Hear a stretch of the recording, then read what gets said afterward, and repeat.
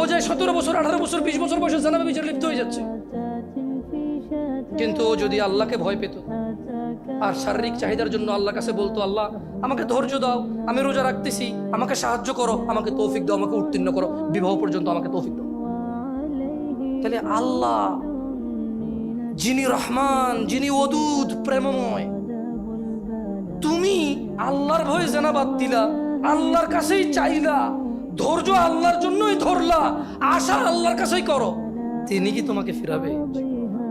তিনি হচ্ছেন উনি যিনি 99 জনকে হত্যা করার পর শুধু উনার কাছে শাস্তির ভয়ে আছে কিনা আমার মুক্তির উপায়, আমার কি ক্ষমা হবে, ক্ষমা কার থেকে?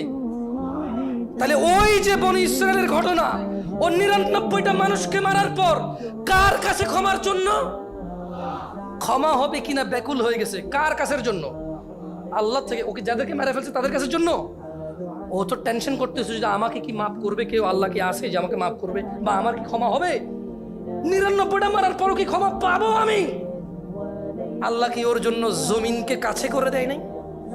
এই মাটি তুমি এক চুল নাড়তে পারবা? এই জমিন তুমি এক চুল নাড়তে পারবা? ভাই আমার, তুমি কি বনি ইসরায়েলের ওই 99 জন হত্যাকারীর চাইতে নিজেকে খারাপ মনে করো?